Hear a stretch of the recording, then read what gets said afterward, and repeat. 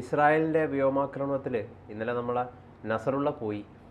ഇനി ആരാണ് ബാക്കി എന്നുള്ളൊരു സുപ്രധാനമായിട്ടുള്ളൊരു ചോദ്യം നിലനിൽക്കുന്നുണ്ട്. കഴിഞ്ഞ ദിവസം തന്നെ ഇസ്രായേലിൻ്റെ പ്രധാന നേതാക്കളൊക്കെ പറഞ്ഞത് പ്രധാനപ്പെട്ട 11 തീവ്രവാദികളാണുള്ളത്.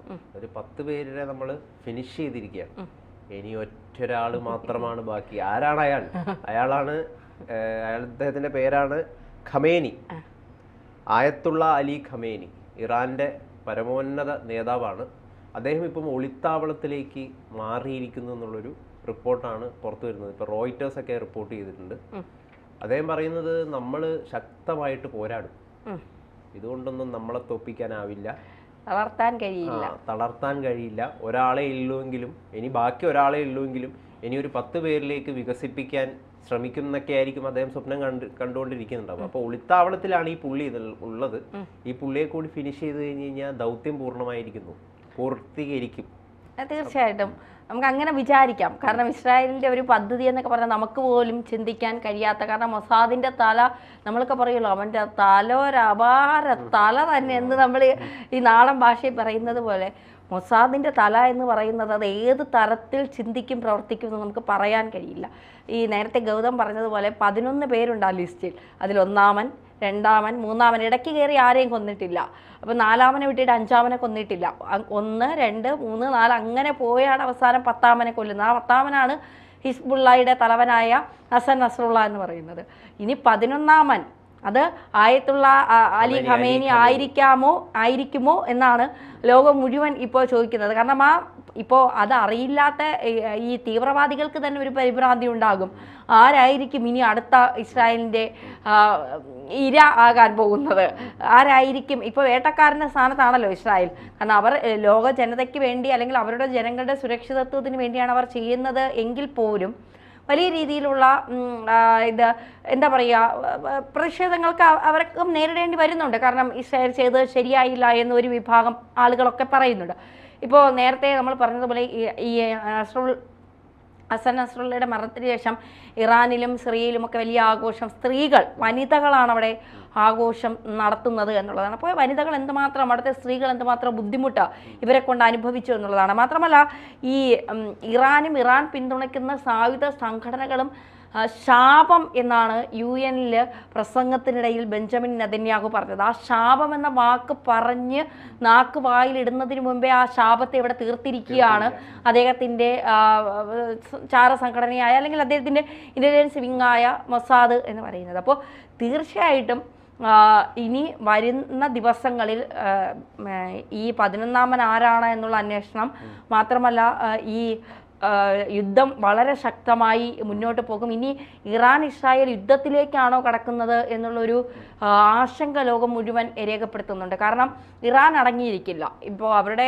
ഹമാസിൻ്റെ അല്ലെങ്കിൽ ഹിസ്ബുള്ളയുടെ ഒരു നേതാവിനെയാണ് കൊന്നതെങ്കിൽ പോലും ഇവർ എത്ര പേരുണ്ടെന്നും ഇവരുടെ നേതാക്കന്മാരും കമാൻഡോകളും ഇവരുടെ ഗ്രൂപ്പിൽ എത്ര പേരുണ്ട് അതൊന്നും നമുക്കറിയില്ല. ഇവർ എവിടെയൊക്കെ ഭൂഗർഭ അറകൾ സൃഷ്ടിച്ചിട്ടുണ്ടെന്നോ ഇവരുടെ ആയുധശേഖരണം എത്രത്തോളം ഉണ്ടെന്നോ എവിടെയൊക്കെയാണെന്നൊന്നും ഒരു പരിധിക്കപ്പുറം ചിലപ്പോൾ അറിയാൻ സാധ്യതയില്ല. എങ്കിലും ഇസ്രായേലിൻ്റെ അത്രയൊന്നും വരില്ല.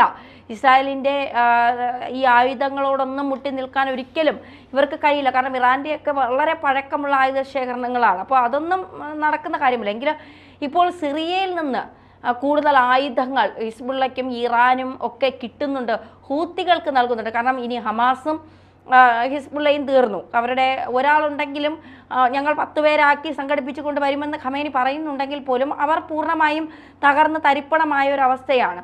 പക്ഷേ ഇനി ഹൂത്തികളാണ്. ഇപ്പോൾ ഹൂത്തികൾ തന്നെ കഴിഞ്ഞ ദിവസം ഇസ്രായേൽ പ്രധാനമന്ത്രി ബെഞ്ചമിൻ നെതന്യാഹു സഞ്ചരിച്ച വിമാനത്തിന്മേൽ ഒരു മിസൈൽ ആക്രമണം നടത്താൻ തുനിഞ്ഞു എന്നുള്ളത് നമ്മൾ കണ്ടതാണ്. തിരിച്ചുവിടാൻ തന്നെ ഇസ്രായേൽ അതിന് മറുപടി നൽകി. പക്ഷേ എങ്കിൽ പോലും തീവ്രവാദികളാണ്, ഇവർ എങ്ങനെ ഏതൊക്കെ കാര്യങ്ങൾ ചെയ്യും എന്നുള്ളത് നമുക്കറിയാൻ കഴിയില്ല.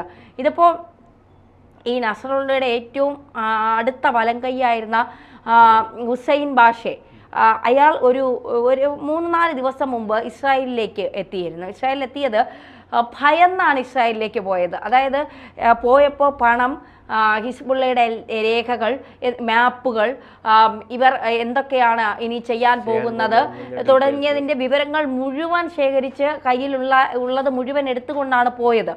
അപ്പോൾ വലം കൈ തന്നെ ഇസ്രായേലുമായി ചേർന്ന് ഇവരെ തകർക്കാനായി ശ്രമിക്കുമ്പോൾ ഇവർക്ക് കൃത്യമായി മനസ്സിലാക്കാൻ സാധിക്കും ഇവർക്ക് ഏതെല്ലാം മേഖലകളിൽ ഏതെല്ലാം പ്രദേശത്താണ് ഇവരുടെ ഭൂഗർഭ അറകളുള്ളത്, ഇവരുടെ സ്വാധീനമുള്ളത്, ഇവരുടെ പങ്കാളികൾ അല്ലെങ്കിൽ പങ്കാളികൾ എന്ന് ഞാൻ ഉദ്ദേശിച്ചത് ഇവർക്കൊപ്പം തീവ്രവാദ പ്രവർത്തനങ്ങൾ നടത്തുന്നവർ ആരൊക്കെയാണ് എന്നൊക്കെ ഉള്ളത് ഇവർക്ക് മനസ്സിലാക്കാൻ സാധിക്കും. അപ്പോൾ തീർച്ചയായിട്ടും ഇസ്രായേൽ രൂപീകരിച്ചതിന് ശേഷം 16 യുദ്ധമാണ് ഈ തീവ്രവാദ ശക്തികളുമായി ഉണ്ടായത്. ഈ 16 യുദ്ധത്തിലും ഇസ്രായേലിനായിരുന്നു വിജയം എന്നുള്ളതാണ്. ഇസ്രായേലിനെയൊന്നും അങ്ങനെ തകർക്കാൻ ഹിസ്ബുള്ളയ്ക്കോ ഹൂത്തികൾക്കോ ഇറാനോ ഒന്നും ഒരിക്കലും സാധിക്കില്ല. പക്ഷേ ഏതെങ്കിലും തരത്തിൽ അവിടുത്തെ ജനങ്ങളെ ദ്രോഹിക്കാൻ അവർ ഇറങ്ങിത്തിരിച്ചാൽ അത് ലോകം കണ്ട ഏറ്റവും വലിയ യുദ്ധത്തിലേക്ക്, ഒരു 3-ാം ലോക മഹായുദ്ധത്തിലേക്കൊക്കെ കടക്കുമോ എന്നുള്ളത് ലോകത്തെ ആശങ്കപ്പെടുത്തുന്ന ഒരു കാര്യം തന്നെയാണ്.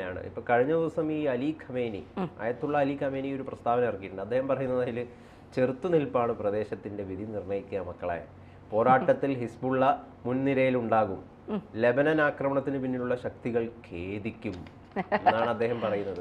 അദ്ദേഹം എന്ത് കണ്ടിട്ടാണ് ഇത് ഈ പറയുന്നത് മനസ്സിലായില്ല. കാരണം അടിച്ച് തരിപ്പണമാക്കി കൈ കൊടുത്തിട്ടുണ്ട് ഇസ്രായേൽ. എന്നിട്ടും വീരവാദം മുഴക്കാൻ യാതൊരു മടിയുമില്ല ഇദ്ദേഹത്തിന്. അത് മാത്രമല്ല ഇദ്ദേഹം പറയുന്ന വേറൊരു കാര്യം, ദൈവം ഇച്ഛിച്ചാൽ ശത്രുവിനെ ഇല്ലാതാക്കും. എങ്ങനെയാണ് പാവങ്ങളെ ദ്രോഹിക്കുന്ന, ഇപ്പോൾ കണ്ണില്ലാത്ത ദൈവങ്ങളുണ്ടോ എന്ന് ചോദിച്ചാൽ എനിക്കറിയില്ല.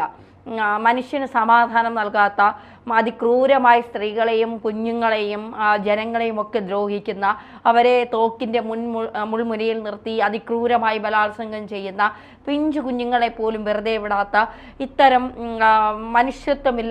മനുഷ്യത്വമില്ലാത്ത ഇത്തരം ദുഷ്ടശക്തികളെ എങ്ങനെയാണ് ദൈവം രക്ഷിക്കുന്നത്? ഇസ്രായേലിനെ സംബന്ധിച്ച് ഇസ്രായേൽ ഇവർക്കെതിരെ തിരിയുന്നത് എന്ന് പറയുന്നത് ഇസ്രായേലിൻ്റെ വിജയത്തിന് വേണ്ടിയിട്ടല്ല. ഇസ്രായേലിലെ ജനങ്ങളുടെ വിജയം അവർ ആഗ്രഹിക്കുന്നുണ്ട്, അല്ലെങ്കിൽ ഇസ്രായേലിലെ ജനങ്ങളുടെ സുരക്ഷിതത്വം അവർ ആഗ്രഹിക്കുന്നുണ്ട്. ഇതിലൊരു വിഷമകരമായിട്ടുള്ള ഒരു കാര്യം എന്താണെന്ന് വെച്ച് കഴിഞ്ഞാൽ ഇസ്രായേലിൻ്റെ ഈ ആക്രമണത്തിൽ ലെബനൻ അതിർത്തിയിലും മറ്റു സ്ഥലങ്ങളിലൊക്കെ അവർ നടത്തുന്ന ആക്രമണത്തിൽ മരിച്ചു വീഴുന്നതിൽ ഒരുപാട് കുഞ്ഞുങ്ങളുണ്ട്. അതായത് എൻ്റെ അച്ഛനും അമ്മയും അല്ലെങ്കിൽ എൻ്റെ മാതാപിതാക്കളും പൂർവികർ ചെയ്ത കുറ്റത്തിന് ഞാൻ ഇന്ന് അനുഭവിക്കുകയാണ്, മരണപ്പെട്ട് വീഴുകയാണ്.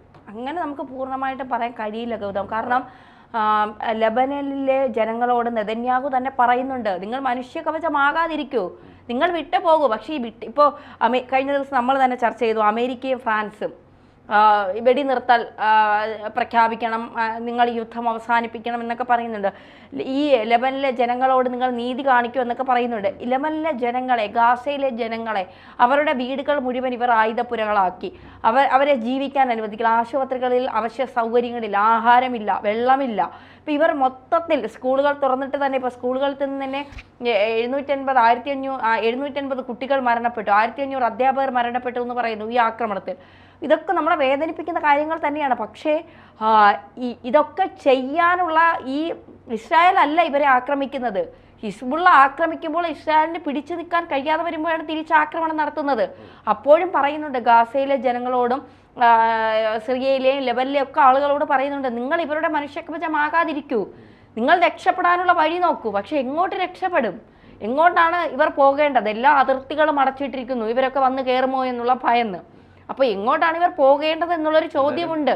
നിരപരാധികളായ മനുഷ്യരുടെ നിസ്സഹായ അവസ്ഥയാണ്, അത് ചൂഷണം ചെയ്യുകയാണ്. നിരപരാധികളായ ജനങ്ങളുടെ നിസ്സഹായ അവസ്ഥ ഇവിടെ തീവ്രവാദ ശക്തികൾ ചൂഷണം ചെയ്യുകയാണ്. ആ തീവ്രവാദ ശക്തികൾ ചൂഷണം ചെയ്തുകൊണ്ടാണ് ഇപ്പോൾ എങ്ങനെയും യുദ്ധം അവസാനിക്കട്ടെ, ആരെങ്കിലും തല്ലി ഒന്ന് തീരട്ടെ എന്ന് ആഗ്രഹിക്കുന്ന ജനങ്ങളുണ്ടാകും. കാരണം ഒരു വർഷത്തോളമായി, ഇപ്പോൾ ഒരു വർഷം ആഘോഷിക്കാൻ ഒരുങ്ങിയാണ് ഇസ്രായേൽ. അപ്പോൾ ഈ ഒരു വർഷത്തിനിടയിൽ മരണപ്പെട്ട സാധാരണക്കാർ എത്ര പേരുണ്ടാകും? അത് കാണാതെ നമ്മൾ പോകുന്നില്ല. അത് നമ്മൾ കണ്ണ് തുറന്ന് കാണുക തന്നെ വേണം. അവർക്ക് വേണ്ടി നമ്മൾ ഒരു തുള്ളി കണ്ണുനീരെങ്കിലും പൊഴിക്കുക തന്നെ വേണം. പക്ഷെ അത് ആ കുറ്റം മുഴുവൻ നമുക്ക് ഇസ്രായേലിന്റെ മുകളിൽ കൊണ്ട് ചാടാൻ കഴിയില്ല. കാരണം ഹിസ്ബുള്ളയെ സംബന്ധിച്ചിടത്തോളം ഇവരാണ് ആദ്യം ലെബനിൽ കയറി ആക്രമണം നടത്തിയത്. ആ ആക്രമണത്തിന് മുന്നോടിയായിട്ടാണ് ഇസ്രായേൽ തിരിച്ചടിച്ചത്. അപ്പോൾ തീർച്ചയായിട്ടും നമുക്ക് ഇസ്രായേലിനെ കുറ്റം പറയാനോ ഇസ്രായേൽ സാധാരണ ജനങ്ങളെ അങ്ങനെ ചെയ്തു ഇങ്ങനെ ചെയ്തു എന്ന് പറയാനോ കഴിയില്ല. ലോകത്ത് തീവ്രവാദത്തെ ഇല്ലാതാക്കുക എന്ന നിലപാട്, അതെ, അങ്ങനെ ഒരു തീരുമാനം എടുത്ത ഒരു രാജ്യത്തിന് ചില കാര്യങ്ങൾ കണ്ടില്ല എന്ന് നടിച്ചേ മതിയാകൂ. ചിലരുടെ കണ്ണീരുകൾ കണ്ടില്ല എന്ന് നടിച്ചേ മതിയാകും. കാരണം സകല മനുഷ്യരെയും തൃപ്തിപ്പെടുത്തിക്കൊണ്ടൊന്നും ചെയ്യാൻ പറ്റില്ല. 100 പേർ മരിച്ചാൽ, 100 പേർ, ഒരാൾ മരിച്ച് 100 പേർ രക്ഷപ്പെട്ടാൽ അതാണ് ഏറ്റവും നല്ല ഭരണാധികാരി. ഒരാളെ കൊന്നിട്ട് 100 പേരെ രക്ഷപ്പെടുത്തുന്ന. അപ്പോൾ ഇവിടെ ഒരു കുട്ടികൾ മരിക്കുന്നു, നമുക്കതിൽ വിഷമമുണ്ട്. സാധാരണ ജനങ്ങൾ മരിക്കുന്നു, അതിലും വിഷമമുണ്ട്. പക്ഷേ ഒരു തീവ്രവാദ ശക്തിയെ ഇല്ലാതാക്കാനാണ് ഈ യജ്ഞം എന്ന് പറയുമ്പോൾ നമുക്കതിൽ സന്തോഷമുണ്ട്. എന്തായാലും ആയത്തുള്ള ഖമേനി ഒളിച്ചു തന്നെ ഇരിക്കുക മാളത്തിൽ. കാരണം പൊങ്ങി വരാതിരിക്കുന്നതാണ് നല്ലത്. പിന്നെ എവിടെ ഒളിച്ചാലും ഇസ്രായേൽ അവിടെ എത്തി തൂക്കും, കൊല്ലുമോ അതോ കൊണ്ടുപോകുമോ എന്നൊക്കെയുള്ളത് കണ്ട് തന്നെ അറിയണം. എന്നാലും ഇന്ത്യക്കാണ് ഈ തുടക്കത്തിൽ തന്നെ ഖമേനി ഒരു ഇത് കൊടുത്തത്. കാരണം ഇന്ത്യയിലെ മുസ്ലിങ്ങൾ സുരക്ഷിതമല്ല. ഇപ്പോൾ അദ്ദേഹത്തിൻ്റെ തന്നെ സ്വയം സുരക്ഷ ഒരുക്കാൻ കഴിയാതെ അദ്ദേഹം ഓടിക്കൊണ്ടിരിക്കുകയാണ്. അപ്പോൾ ഇസ്രായേൽ എത്രയും പെട്ടെന്ന് അദ്ദേഹത്തെ കണ്ടുപിടിക്കട്ടെ എന്ന് നമുക്ക് പ്രാർത്ഥിക്കാം.